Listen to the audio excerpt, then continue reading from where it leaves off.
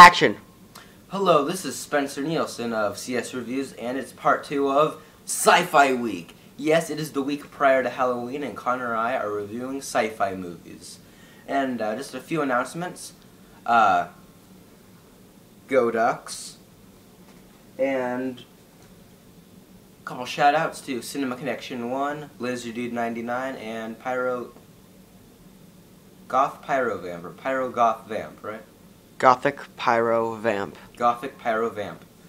Okay, and I'm here to review Ridley Scott's Alien. Yes, it is 1979's Alien. Ridley Scott's 1979 Alien. This is, before we go any further, this is my favorite sci-fi movie ever made.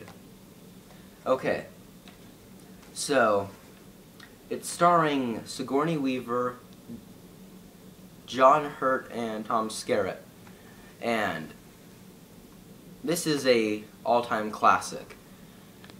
The visuals in this are so ahead of their time. It's only 2 years after Star Wars, and it blows the Star Wars visuals right out of the water. Okay, so the story, it is about these people that are coming back from Earth after they're hauling a mining rig. It's called the Nostromo. There's 7 people on it and a cat. They're returning back to Earth with 500 million tons of iron ore. And so, but then they get a call, like a code. So they wake up and they think that they're almost to Earth, but then they find out, hey, there's a call.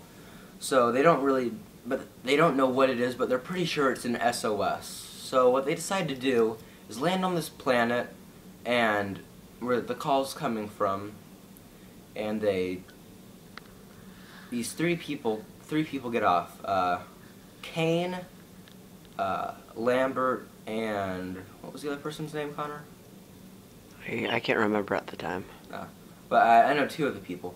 Okay, so then they find this giant space vehicle that just crashed, and they go exploring in it.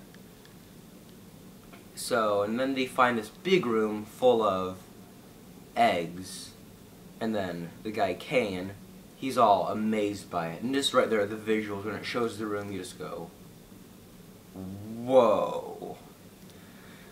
Yeah, and so they find these eggs, and then he's about 5 feet below him, so he just kind of slides down. When he slides down, he accidentally, like, kicks one, I think. And then he looks into it, and it starts to open. He gets closer and looks over it, and then something just gets on his face. And then they take him on board, even though Sigourney Weaver's character, Ripley, because she's the health or safety officer, and she says, no, it's the quarantine rule.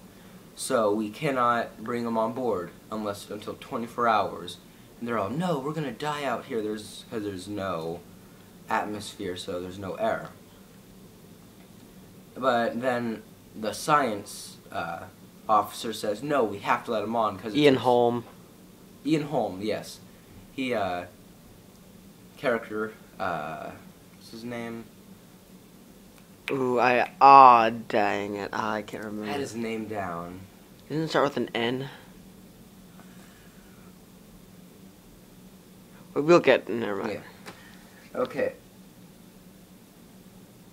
So he lets them. Okay. So then he lets them in because it's a scientific discovery. It's an alien life form. So then they decide, hey, you know what? Let's just take it on board. And Ripley, Sigourney Weaver, is furious because she didn't get her way. And then little do they know, they let on board an alien. Okay, pros about this movie: the visuals. The visuals in this movie are just stellar. Just everything about it. It was only made 2 years after Star Wars. There was no CGI. There wasn't any.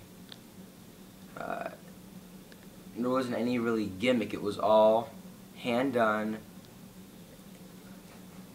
It was just brilliant.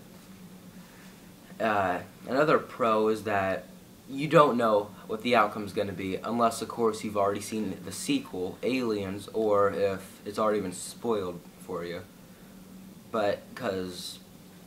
it doesn't follow the cliche, because, you know, the black guy dies first, and then there's the dumb blonde chick, and then... yeah, that sort of scenario. You don't know what happens, except for you know that the guy who had the thing on his face, you know he's a goner. So, but you don't know anything about who's gonna live, who's gonna die, and that the acting is brilliant. Everyone has the same amount of screen time, and... oh yes, and Connor. The atmospheric tension. Right, Con? Yeah. Yes, because the first 2 minutes, which are the opening credits, it's just a pan of outer space.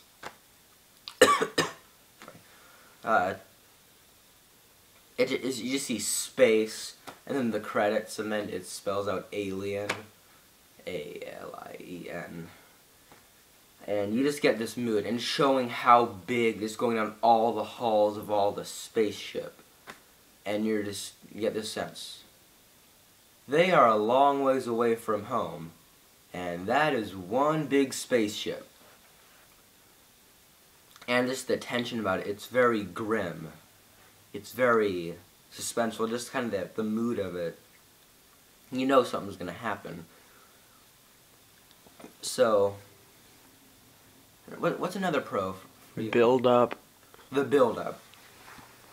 I actually was watching this on our big screen TV. It's like the old HD TVs, and we had the speakers on, and it was at night. We did it classic horror movie style. It was awesome. The whole build up, because it starts off. It's not slow. It is patient. It's like Jaws. It's not slow where you just go. When's the shark gonna come out? No, because it's building it up. It's building it up. So the first 5 minutes is just showing the spaceship and outer space. Then the rest is just them land. Then you find out about the characters, what they do, who they are. And then they go on to the ship, go onto the planet, land, find this alien, then launch off. And then, exactly 57 minutes into it, they're all sitting at dinner. And then they're all talking about how bad the food is, and then Kane, the guy who had that thing around his face that just randomly came off, starts gagging, and then there's that famous scene.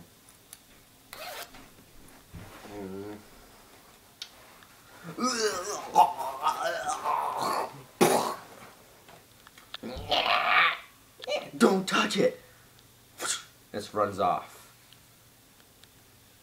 That's exactly 57 minutes into it, and then the next hour is just them trying to find it and getting it off. Okay, so pros, the build-up, the tension, the acting. Let's talk about the cons now. It took me a while to actually find something wrong with this movie. Because it was just a spectacle, it's a specimen, it's a classic. The one con I had about it was that when the thing bursts out, then it looks around. That looked pretty good.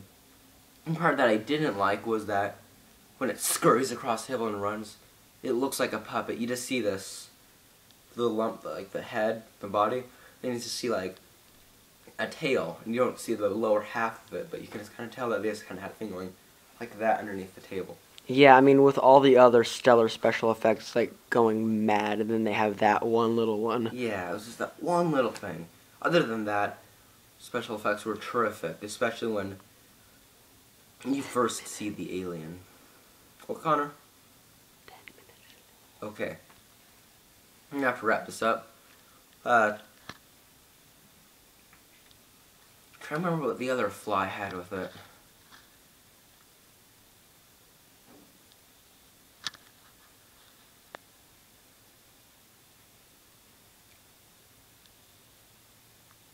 Yeah, I can't really think of any other flaw.